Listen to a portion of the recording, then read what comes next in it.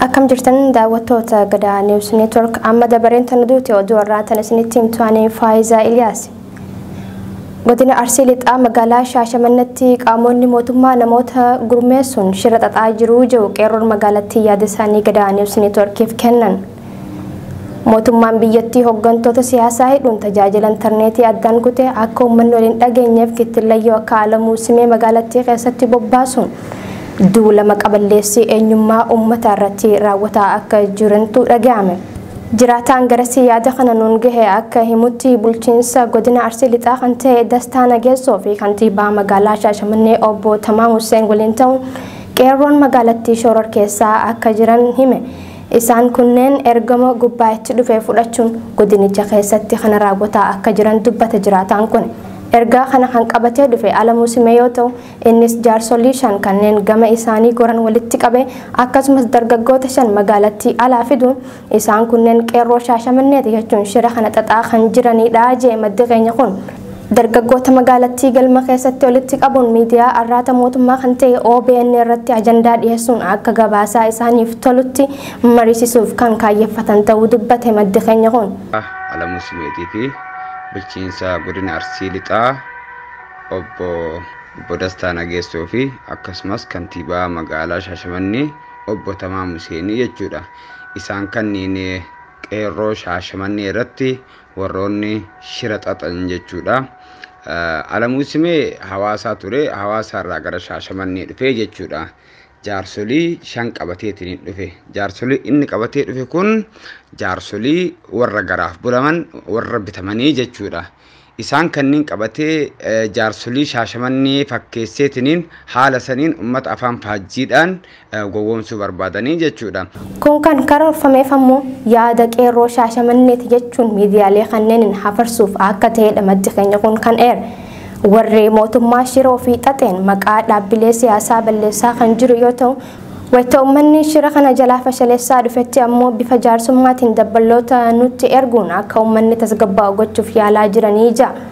Magaalaa Shaashamannee keessatti shirri jalqabame kun magaalota birootti hojiirra ooluu danda'a waan ta'eef dhimma kana ammoo qeerroo fi qarreen hedduun waan quba hin qabneef walgahii warri bilxiginnaa yaamte irratti argamuu akka hin qabne gochuu qabnaa jechuun yaada isaa goolabe.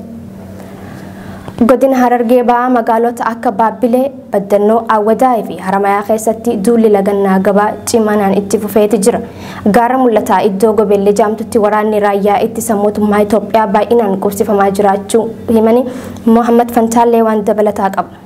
Godina Harargee ba'aa magaalota akka Baabbilee, Baddannoo, Awwadaa fi Haramayaa keessatti duulli lagannaa gabaa cimanaan itti fufee jira. Jiraatan aanaa kurfaa callee tokko akka yaadanuuf kennetti mootummaan gaafa duraam hawaasni akka mormiin geggeessine magaalota cufa keessatti waraana mootummaatiin uguraa ture. Magaalota baha Harargee hedduu keessatti wayitii ammaam duulli lagannaa gabaam geggeeffamaa jira.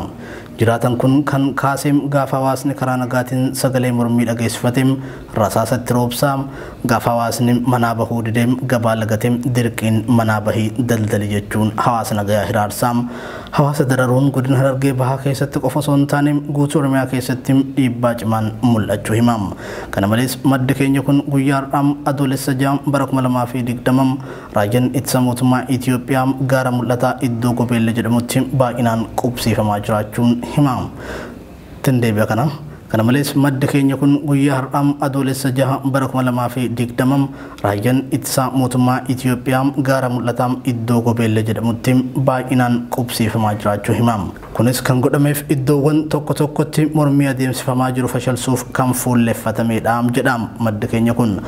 Hayyee wanni hojjetamaa jirtu hin jirtu Harargeen hanga hayyoon keessa bu'u fincilli diddaa gabrummaa Awwadaa Haramayaa Baabbilee hundi isaa lagannaa. Hawaasni garuu hanga gumaan artista Caaluu Bahuum hanga Jawaar Muhammad dabalateem hooggantoonni siyaasaa Oromoo hidhaman hiikamanitti mormiin kallattii adda addaatiin kan itti fufu ta'uudha. Kan Gadaa News Networkitti himan.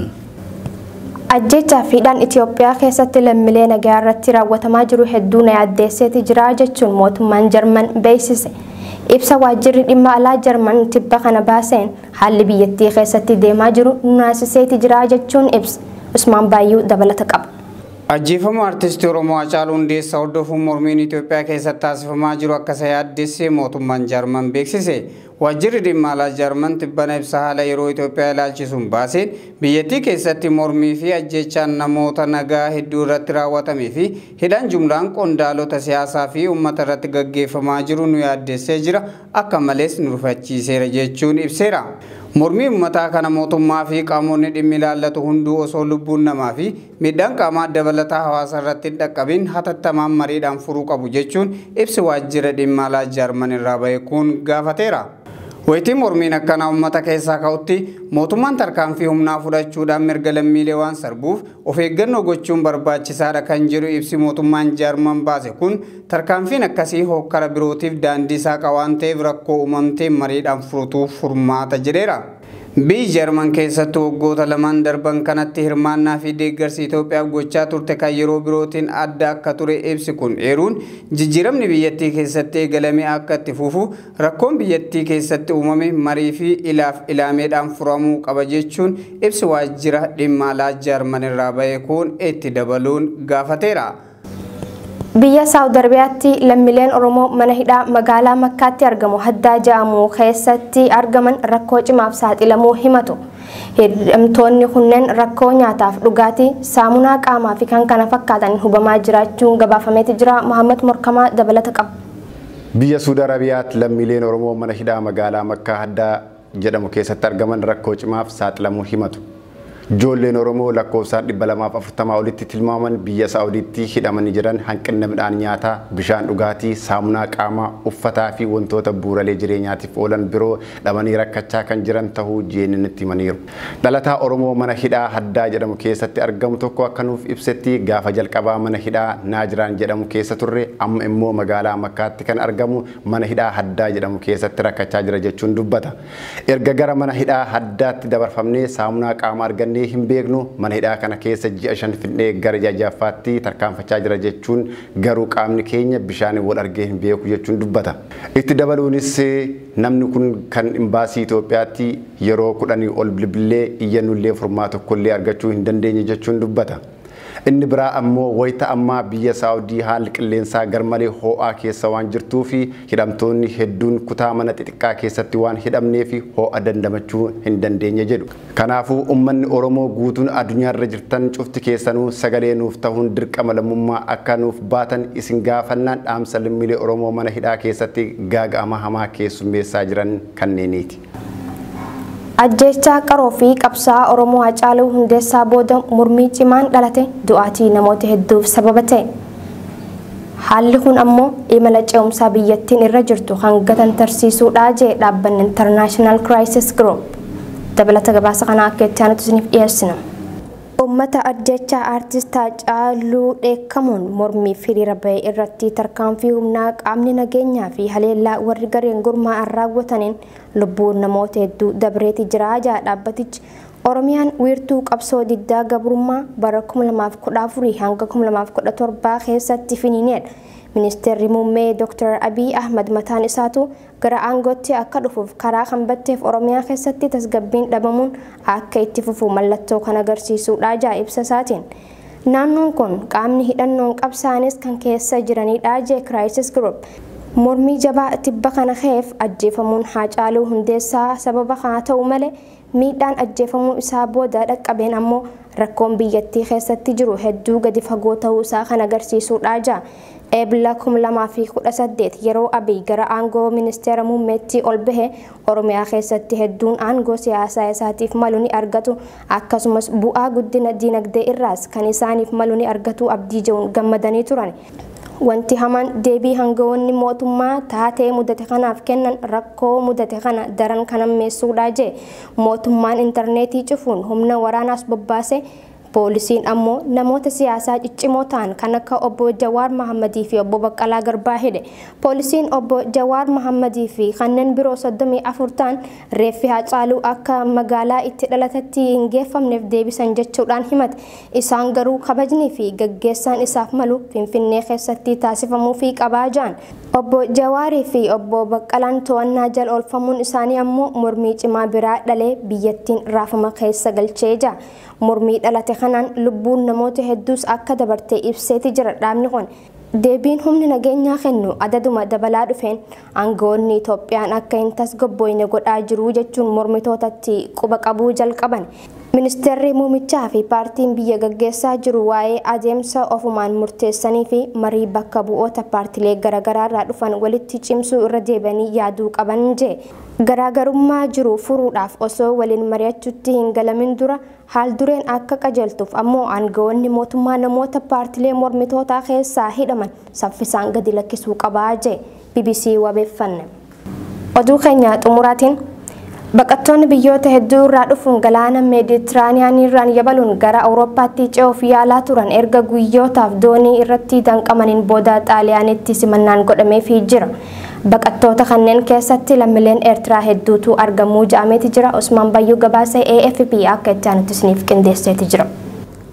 Biyyi Xaaliyaan baqattoota lakkoofsaan 180 ta'an kan lammiileen Eertiraa keessatti argaman galaana Meeditiraaniyaa gubbaatti doonii irratti danqamanii turan akka bu'an gochuun simatti.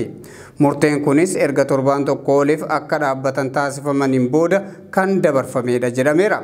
Gareen baraartota galaana Meeditiraanii dhaabbata miti mootummaa SOS jedhamu guyyaa jimaataa sodaa cimaa baraartotaa fi baqattootaaf qabu eeruun labsii yeroo hatattamaa labsee ture. Baqattoonnis guyyaa wixata har'aa kana gara bidiruuwwan mootummaatti dabarfamuun Sisilii keessatti sababa dhibee koronaatiif guyyoota 14 adda baafamuun tursiifamuuf akka jiranitu gabaafame. Baqattoonni kunneenis biyyoota akka Eertiraa, Paakistaanii fi Naayijeeriyaa irraa kanneen dhufanidha. Namoonni kunneenis erga daangaa handaara galaana Liibiyaa irraa baqataniin booda garee baraartota afuriin kan waxabajjii 25 hanga 30 gidduutti baraaraman jedhameera.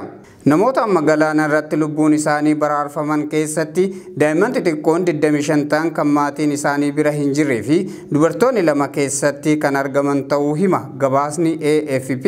Isaan keessaa dubartiin tokko ulfaan jiraachuutu gabaafame. Dooniin baqattoota kanneen feetee turte imaltoonni Maaltaa yookiin Xaaliyaanitti akka buufamaniif hayyama eeggachaa turte jedhameera. Baqattoonni kunneen adada galaana gubbaa bubbulaniin kanneen doonicha keessa turan daangaa qaqqabuuf abdii kutatanii turan. Baqattoonni kunneen maatis ta'ee firoota isaanitti waan keessa jira himuu hin dandeenye jechuun yaaddaa akka turanis ibsamee jira. Ogeeyyii yaalaa dhaabbata SOS Meeditiraaniyaan akka jedhanitti doonicha keessatti namoonni dhiphinni sammuu irratti mul'atu hedduu taajjabneerra jedhan haalli kunis garee baraartotaatii ol ta'ee akka tures himan. Miseensi garee baraartotaa tokkos yaaliin of ajjeesuu fi wal dhabdeen cimaan akka ture hima.